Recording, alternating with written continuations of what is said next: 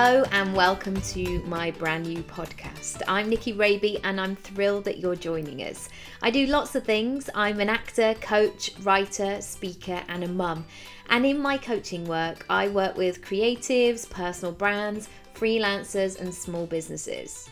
In this podcast, I want to talk about success, but not in the traditional sense. I want to bring you conversations that discuss success, what it means, and how there are many different versions. We're going to be talking about business, branding, becoming visible, saying no, saying yes, and how you can create a thriving portfolio career doing more of what you love and less of what you don't. Sometimes there can be a certain mystery around the online world, so I'm going to be asking my guests how they started and grew, how they get paid, how they stand out, and how they create success on their terms. As always, please check the show notes for all things we mention and come and say hi over on social media at Nicky Raby or via my website nickyraby.com/podcast. In today's episode, I'm talking to Maxine from Digital Bonbons. Maxine started Digital Bonbons in December 2016, and it was created out of her passion and her expertise of digital marketing. And she wanted to focus her help on businesses that were targeted towards parents and children. She wants to help business owners feel confident, less overwhelmed, and ready to promote their business online. I hope you enjoy the episode. Hello everybody and welcome to a brand new episode. Today I'm talking to Maxine from Digital Bonbons. Hi Maxine. Hi. Hi. How are you doing? I'm good, thank you. I'm very excited about this. This is it's like the stuff of dreams. Oh, thank you. Well, if people don't know you, would you mind just starting by telling everybody who you are, what you do, and what you're all about? Yeah, of course. So as Nikki said, my name's Maxine. Hello, listeners. And my business is Digital Bonbons. So I've just celebrated my first business birthday actually, because I launched the business on 31st of December 2016. And so it kind of was created out of my passion for digital marketing. And then when I became a parent, I identified that I really wanted to use my passion and my expertise to help businesses focused on me, essentially, parents and little ones. So Digital Bonbons was kind of created out of that idea, and launched it, and now it's rocking and rolling. And what do people ask you for? How do you get paid essentially? Sorry, I'll go straight into the money, but I Right think into it's the really money. interesting for people to hear. Yeah, of course, absolutely. And the thing is, it's money isn't always the most important thing, but you know, when you're in business, it's what keeps you going in business. So Yeah. it's a topic that needs to be talked about. Absolutely. So variety of things really. I've got quite a broad service offering because it covers the whole of digital marketing. So I have people coming to me for new websites, for audits on their existing websites to look at where they could improve, social media, that could be management or just audits to see how it's going, what tricks are they missing, email marketing. A lot of businesses I work with are getting started using MailChimp but don't necessarily know how to craft a good newsletter to entice their buyers or their readers, and also down to like digital strategy, SEO, Google Analytics, the whole shebang really. So quite a broad range of services that people do use me for, and they can range in size as well. So some projects can be quite long term, or ongoing, like social media management or email work, or they could be quite short projects. So for example, I do these digital mini sessions, which are kind of like mini digital audits of all the aspects, and they last a total of 4 to 6 hours, and then they're done. So yeah, a bit of a mixture, pick a mix. Great stuff. Well, I know a bit of your background and your story, and I know that you've made this move. How did you start your brand, and how did you come up with the name and the concept, and how did you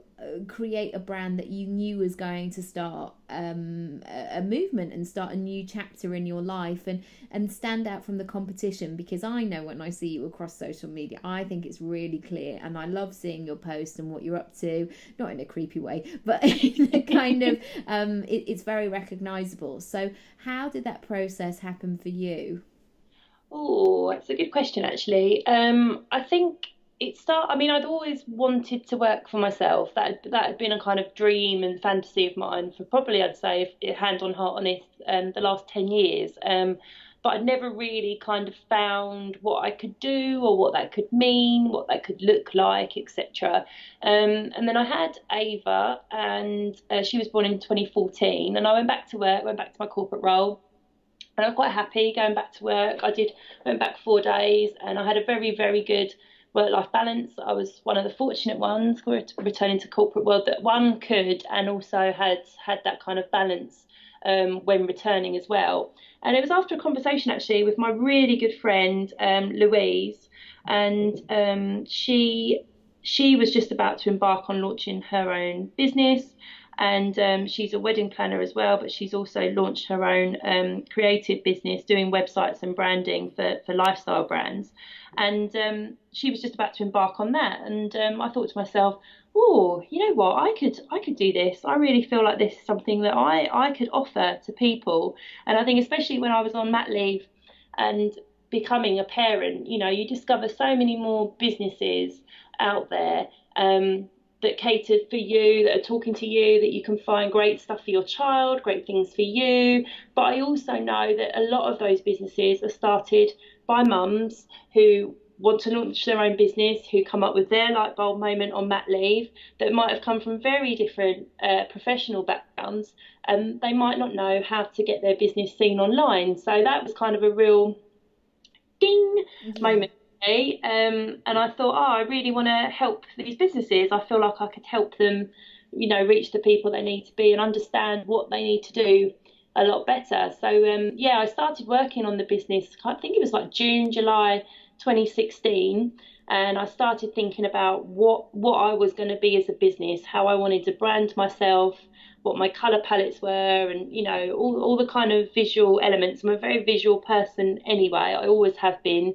I'm very into my design and my art, so that kind of speaks to me a lot more than words. So I actually started doing like a Pinterest board of just colours and things that I like.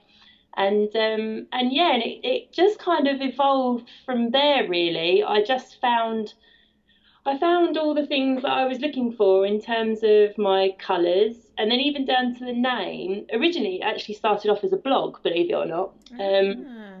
I had a film blog for about 6 years, talking about my love of films, and I was going to start Digital Bonbons as a blog about a woman that was in the digital industry, talking about digital, because at the forefront of it as an industry, there are more and more females involved in digital, but when I first come on the scene, it was very kind of male dominated industry. And it's increasing more and more over time, with more females getting involved in it and getting involved in coding and everything like that. So I wanted to kind of do it as a blog. So I had already done that actually earlier that year, and then it was in the June that I thought, actually, you know what, no, I don't want to blog about this. I want to be far more proactive with this, and I actually want to make this a business. So and it kind of, I worked on it from there, thought about all my content, what I wanted to deliver, how I wanted to deliver it, what my ideal customer was, the kind of checklist of things that you hear when you take courses or when you speak to people about starting a business, really thinking about that delivery and who I am, what's my ethos, what's my values, and kind of got it all together. And then it was after all of that I started working on my website, and I had a very clear vision of how I was going to position myself as a brand, as a business. That's probably too much information, but it's all really useful. And did you have to do any mindset work around this? Because I think sometimes starting your own business can be seen as this like glamorous thing that you're just sitting at home and PRs are contacting you and you take a couple of pictures and you go to an event and then you have a avocado on toast, Instagrammable lunch, whatever it might be. But did you, and I guess I'm asking because sometimes people think, oh no, I could never do that, or I don't have the skills to be able to set up on my own. How did you know that you would be able to do that, or what did you do practically to make sure that that was the case? Well, first of all, I can completely identify when people say, "Oh no, that's not me. That's someone else does that. How could I ever start my own business?" Because that's exactly what kept me back from doing it for the last 10 years or so. So Yeah. I can completely identify with people who feel like that, and who are feeling like that on the brink of possibly starting something fantastic, but actually holding themselves back on the other hand as well. Because I was exactly like that. I just thought that, it was always something that someone else could do because you see so many other people doing it. Yeah. And if you are following people, the whole social media thing, it just looks perfect that, Yeah, and it feels unattainable sometimes as yeah, well. absolutely does. It's almost kind of like you're chasing the life of someone else all the time in a way, instead Yeah. of focusing maybe on your life and what actually you want and what really matters. Do you really want that kettle that that person's using? Do you really want it? I don't know if you do. And Yeah. it's that kind of thing really. Um, but yeah, so I did go through quite a lot of mindset, but I think I'd already done that prior to this business. I think everything that I'd done had kind of been leading to that, because when I then made the decision to do this, it was almost kind of like the first time I was actually going to see something through, and I wasn't going to let it stop, and I wasn't going to let the confidence not happen.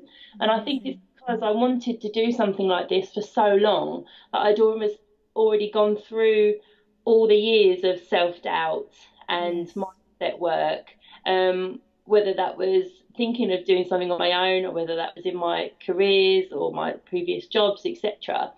So that somehow I think, and especially since having Ava as well, I think since having her, um, that was a big kind of like switch for me in personality. In some ways, I used to be very anxious, like a very worry head person, and it was almost like having her just completely changed all of that. Don't get me wrong, there's still bits that very heavily creep in now, and I won't Mm. pretend there aren't because they do.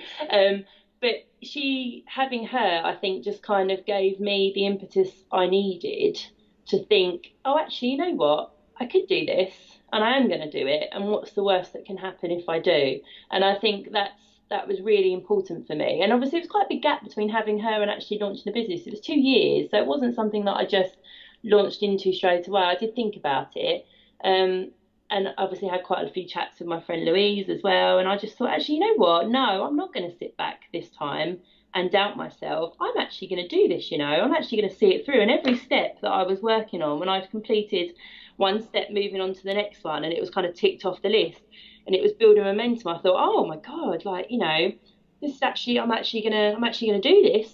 I am gonna do this.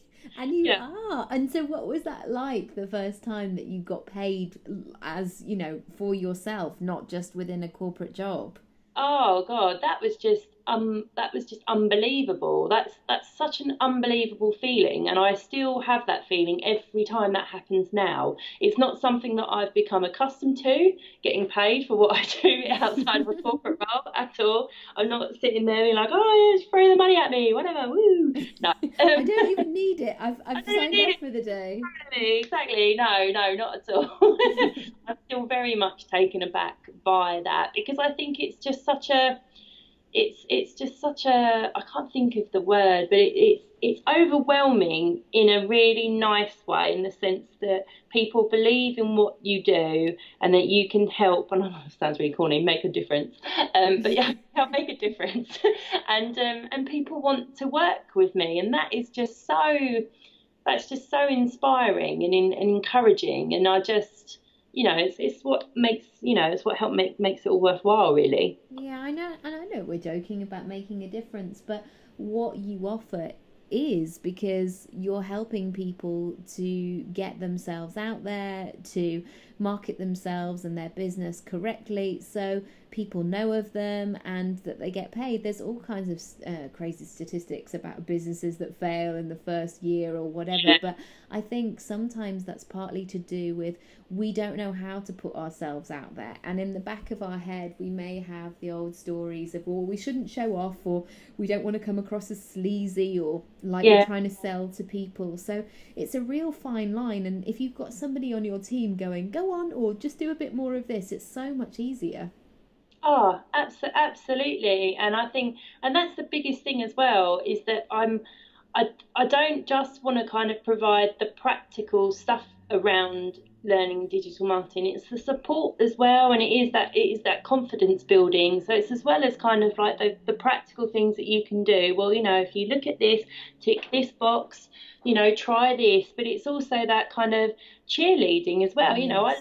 I love these businesses. It's why I started this whole thing in the first place, Yeah. because I love the businesses that are out there that are trying to reach parents, that produce fantastic things for kids, that, can help it down to, people like yourself, Nikki, that are helping, fellow mums or parents or women or whoever, trying to figure out what are we doing, what are we, and what do we want outside of what we're currently doing. Are there Yes. things that are hidden below that we really want to achieve that we're not tapping into, but we just need someone to help us do that. And I think, I love supporting the businesses that I work with, and all the businesses that I come across, because I want to help, and I want to get them seen online, because they deserve to be seen online. Yes, and I think sometimes we don't know how to do all of the things. So you can have the best idea in the world and you know that it's going to work, but unless somebody knows about it and you know how to communicate it with people, it's not going to get out there. So one thing that I would say is the more that you can surround yourself with people like Maxine who actually know what they're doing and can support you in that kind and considered way, it's really important to be able to do that, because we don't have to do all of the things, even though there's the expectation that we should. So I wanted to ask you, what have you gained since doing this, and what are the best things about your job and your lifestyle now? Oh, what have I gained? Well, oh my God, so much. I think the biggest gain, other than the fact that I've done this, I've actually thought of something and seen it through, and it's out there, which I feel like is a almost like a foggy daydream in a sense. But My I think big we all feel like that gosh. sometimes, because we all feel about, I feel about 8 years old sometimes, and I want my mum to give me some Monster Munch and let me watch Funhouse back in the 80s. It's sort of, it's Oh, still a shock that we're grown up sometimes. oh my gosh, absolutely, yes. And I still refuse to believe it. Even though the body clock keeps, ramping up here to a different number, Yeah, mentally I'm still stuck at around 25, 26, and I'm happy with exactly. it. I'm so Yeah. happy with this. But I've forgotten the question now. Oh my God, chatting Well, so I guess what have you gained from about making gaming. this Yeah. change? Okay, so the gaining, I think the biggest thing for me is completely different lifestyle to what I had, you know, this time last year.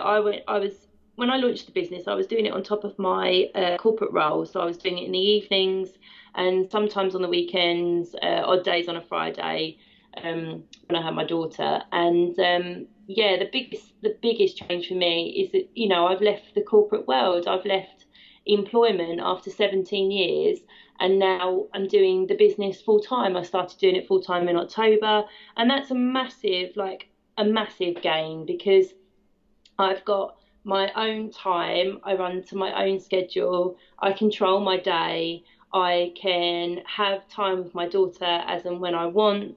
That kind of freedom Yeah. that comes with working with yourself. And don't get me wrong at all, I am still adjusting to it. I still find it all very surreal. I still feel like I'm very much in the corporate mindset, and I'm probably a little bit too hard on myself sometimes, if I'm honest.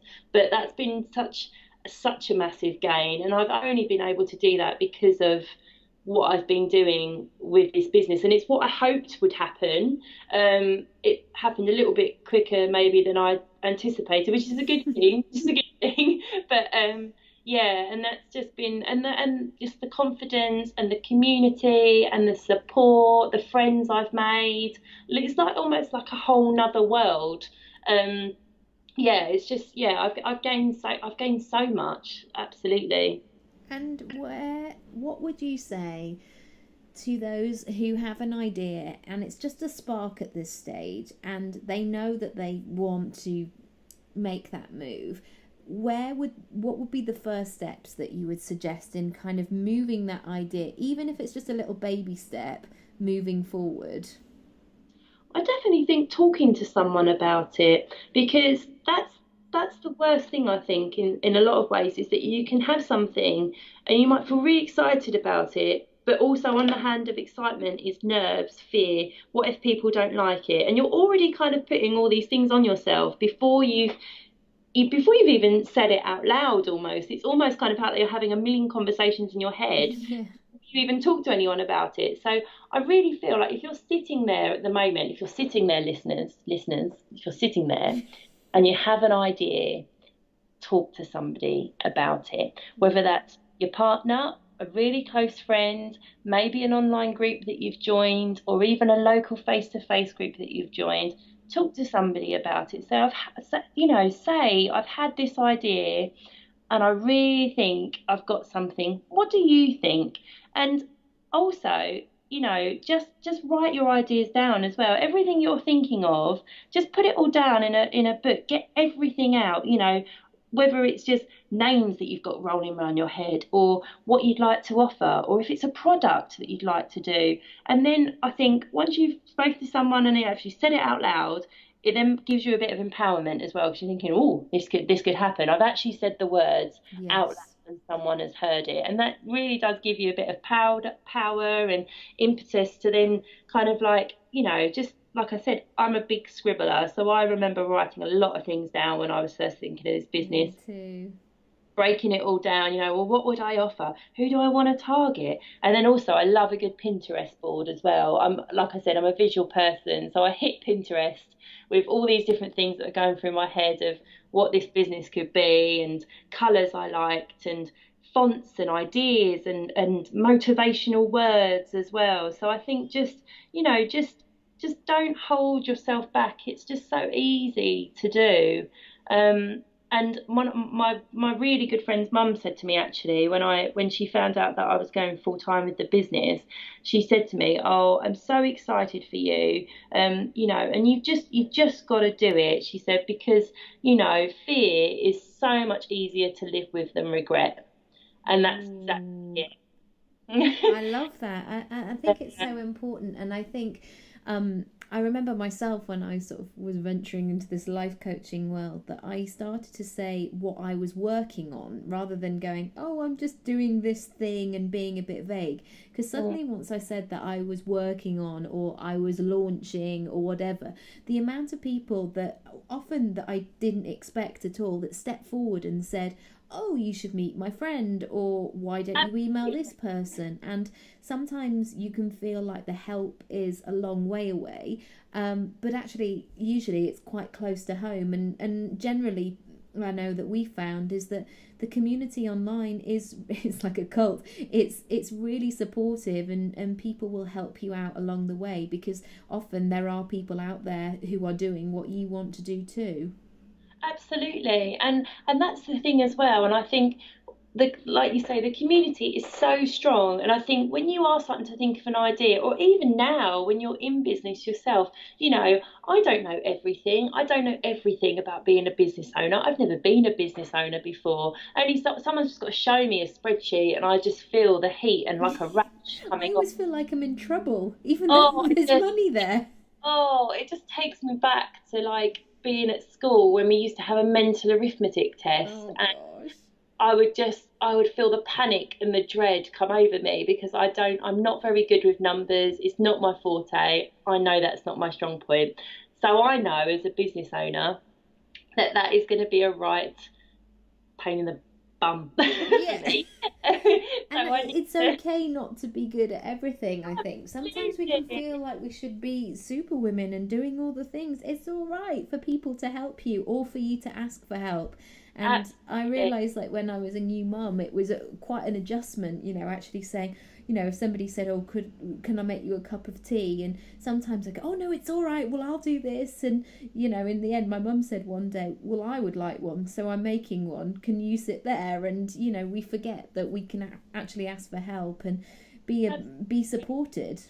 Yeah, absolutely. And I think that's the key thing, isn't it? Is because you don't need to know everything. Everybody is kind of like, I want to say expert, but even then you're not always a fully grown expert, because you're learning and developing all the time, but you have your field of expertise, and then there's things that you aren't going to know about but other people know about, and that is completely and utterly okay. And I think that what you just said, in a comparison about when you become a parent for the first time as well, and letting people help you, is such a big thing, because you kind of feel like, well, no, if I do, it kind of looks like I'm failing as a parent because I can't manage a baby and make a cup of tea. Yes. And I think being a business owner, especially when you're starting out in business, is so much like that. It's like becoming a parent again for the first time, and your business is your baby. It's another baby that you're looking out for. It's very close to your heart. You almost don't want to share it with anybody because you don't want the judgment. You don't want to ask for help because you don't want people to think that, one, you don't know what you're talking about, or you don't want the judgment of, well, surely she should know that, it's so true.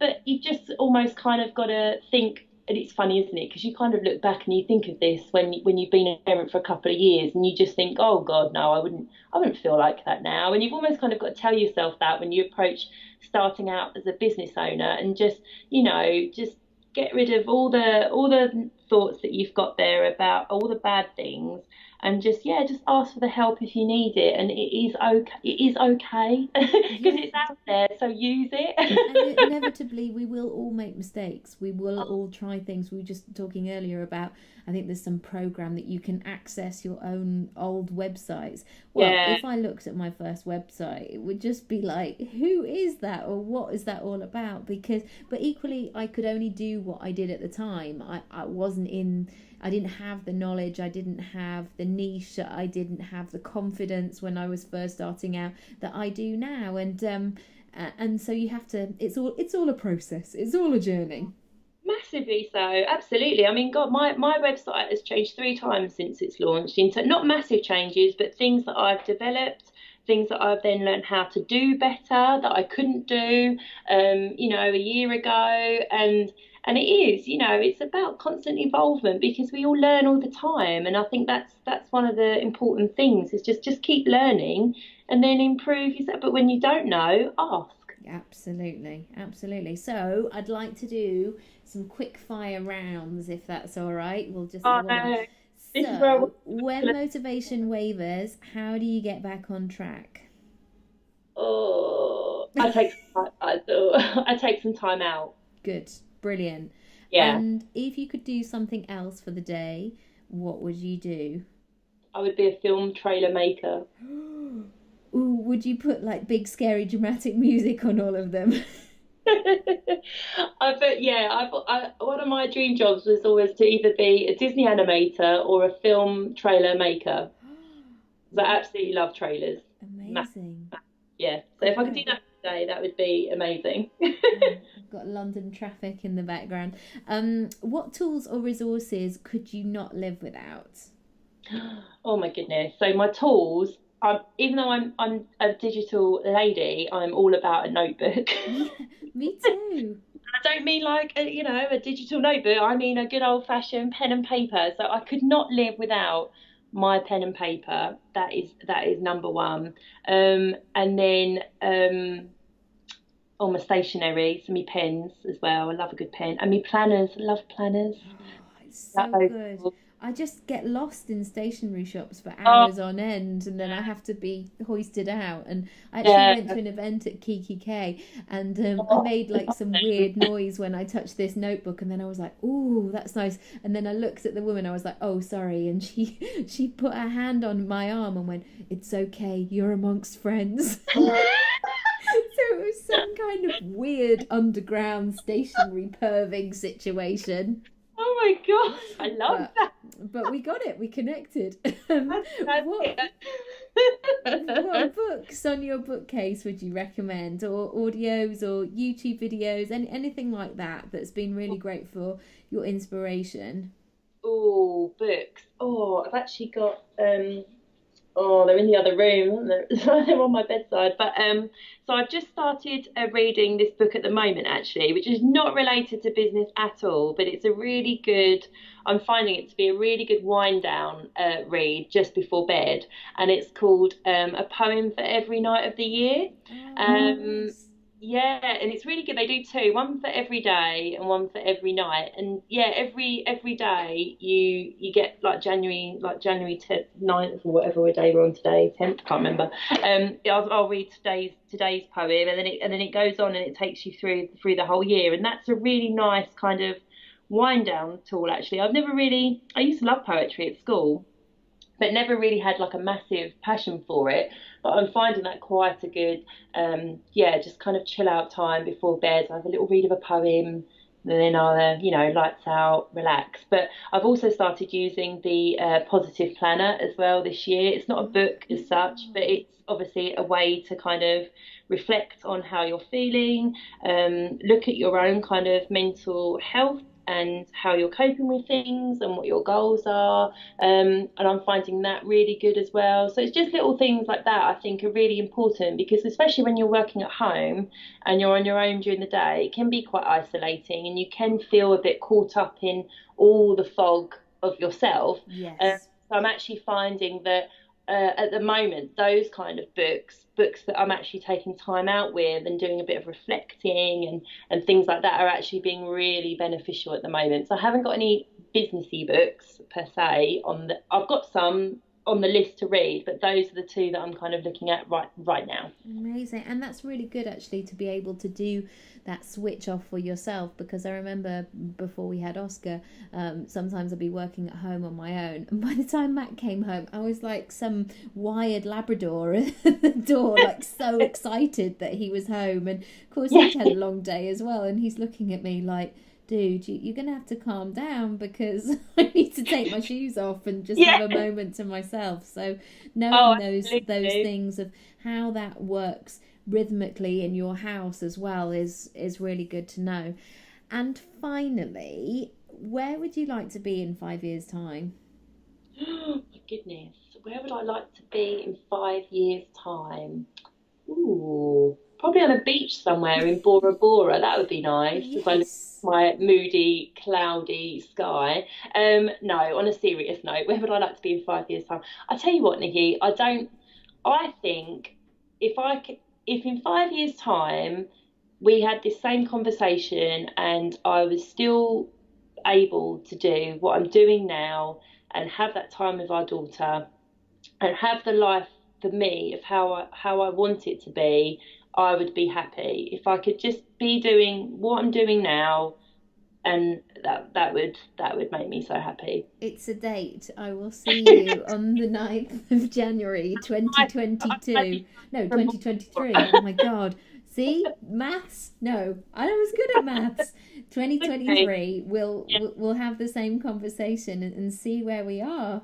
absolutely. Well, we could be sitting on our sun loungers in Bora Bora, just chatting next to each other. That would be, Absolutely. And some new piece of technology will have been invented that we won't yeah. even have to press a button. People No, can just that's see what we're doing.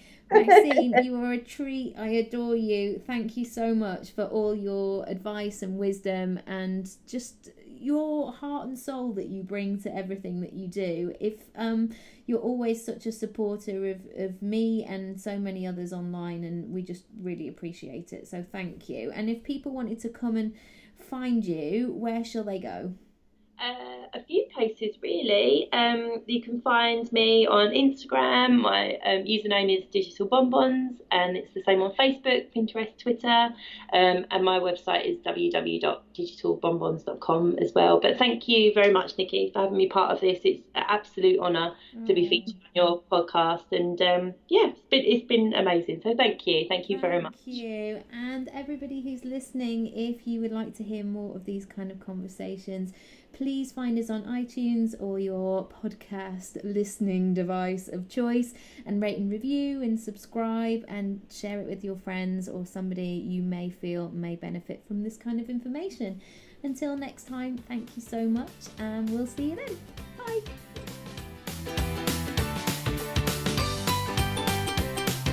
Thank you so much for listening. I hope you enjoyed it, and I would love to hear what you thought of the episode and share any takeaways with me. Come and find me across social media at Nicky Raby, or you can visit the podcast page, nickyraby.com/podcast.